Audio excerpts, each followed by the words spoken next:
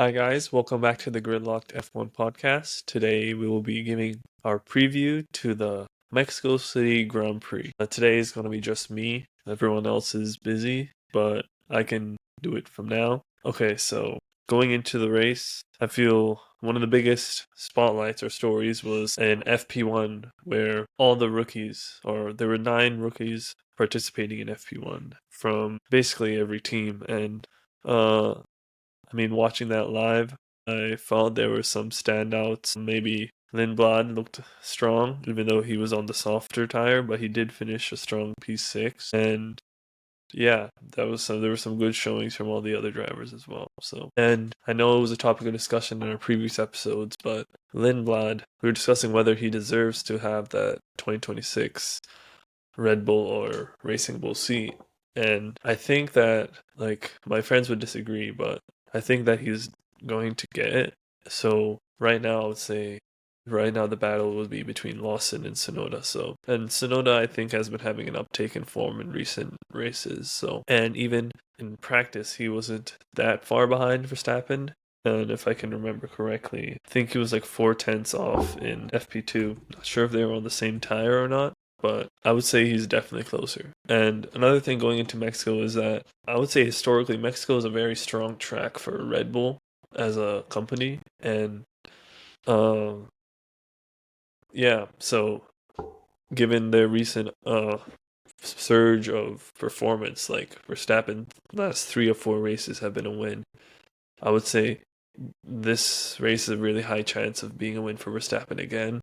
And uh yeah, so and Mexico, pretty sure it's the race with the highest altitude. I think that's why Red Bull are strong there. I think their engine is kind of better suited for that. With the high altitude, that's tougher for engines to bring in cooling and all that. And I don't know, that might bring in some, chance for some retirements or engine failures that would really dramatically shift the race.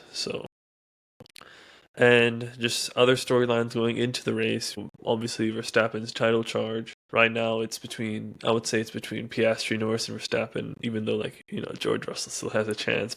That's still a, 0.1% chance. He's not. There's everyone else would have to crash for the rest of the race for that to happen.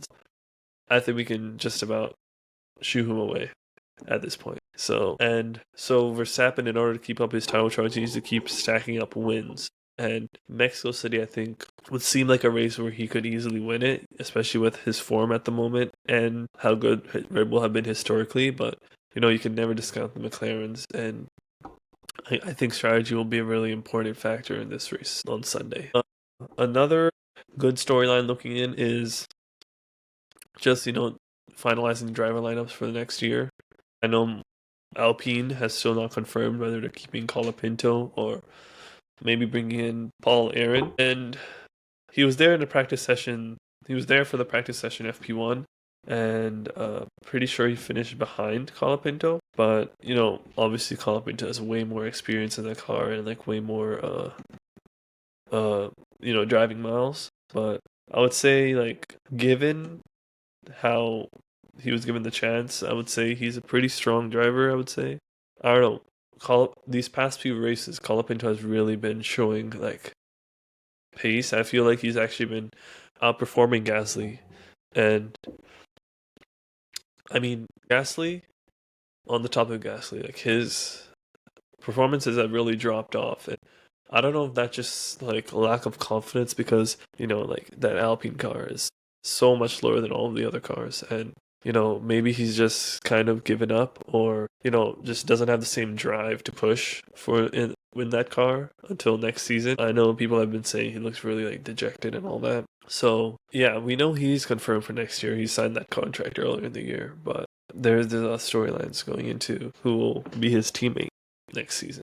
Another thing going into this race is surprisingly Ferrari have been looking pretty strong, especially Leclerc. He scored that podium last race, that impressive podium, keeping Lando back for most of the race. And Hamilton, he also finished P right behind Leclerc. So maybe they can be in for a surprise this weekend, and hopefully, Hamilton might get his first podium as a Ferrari driver. And I won't be surprised if that happens, actually. But because of their recent uptake in form. And just for a couple comments, I just want to kind of comment on the Piastri and Norris dynamic at the moment. I feel like Norris has really, in contrast with the earlier in the season, he's really taken a step forward and is looking like last year when he was miles ahead of Piastri. Piastri is kind of looking like last year where he's kind of faltering behind Norris. He's not as consistent as he used to be. Like as we know in mid-season, he was winning race after race after race, and Norris was kind of falling back. I think there was a point he was like 30, 40 points behind, and now he's only like 13. So, and that's like really surprising me at the moment for especially Piastri, as we all know him as this cool-headed, focused kind of guy. But right now, I feel he's really, I don't know. There's a lot of mistakes showing. Whenever he's on the radio, it feels kind of like he's saying McLaren, "Can you do something to help me? Can you do something to help me?" But he can get into the position for McLaren to get him past. The last race, I think he was like fighting with George. That's George Russell for P4 or P5, and while Norris was fighting up at P2. So he needs to lock in qualifying, as our GridLocked group says. He needs to lock in qualifying, and because I think qualifying is really, really, really, really important this year, and it's kind of decided a lot of races. I would give the example of last race because Max was able to start ahead, and Leclerc being able to jump Norris on the line and keeping him behind really kind of sealed the deal for Max's win. Because Norris, couldn't make any progress ahead until like the very last 10 laps when he couldn't get past Leclerc. But yeah, and so I'll be excited to watch qualifying tomorrow. Right now, I'll be saying like Max is probably going to get pole position at this moment, especially like after FP2. He looked pretty strong there. And Leclerc actually finished second, and he was first in FP1. We are discounting the fact that FP1, like half the drivers were not there, but he did finish first. And surprisingly, Piastri finished fourth in the middle of both the Saubers. Again, I'm not sure what tires they were on or what different, practice programs they were on, but just on paper, that's kind of worrying, I would say. And then in FP2, Max, Claire, and then Antonelli. And then again, Antonelli has been actually looking pretty good this weekend. He finished third in FP2 and second in FP1. Yeah, that's hopefully he can have a bounce back race, last race, especially after contact with Sainz. So I think he did finish in the points, and so hopefully he can get the bounce back race, because I think he's been, there was a point in the season where he was really kind of faltering, but now I think he's starting to pick up some form and getting some high points finishers. And again, I was saying Yuki, he's kind of closed in. He was 490 tenths away from Verstappen, which is, that's not that good for like, teammate dynamic, but comparison from the rest of the season, that's pretty good for him. And yeah, I'll just go on to my predictions for the race. So first place, I would have to go for Verstappen. I think he will finish first easily. I think it might be another one of those dominant wins that we are used to seeing from him. P2. Who do I got P2?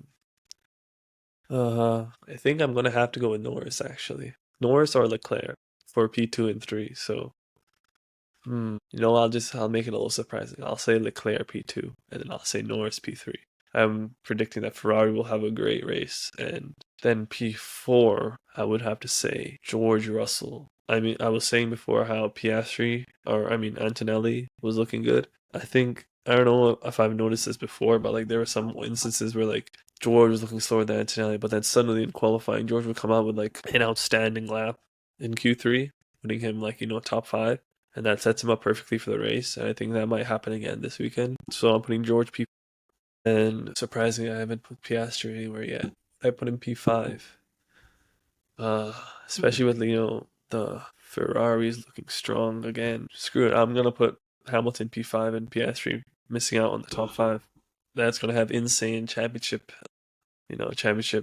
meaning to it. But hopefully it's going to close it in, I'm pushing for, last race showdown between all 3 drivers, that'll be extremely entertaining for all of us. And so those are my predictions: Verstappen, Leclerc, Norris, Russell, then Hamilton.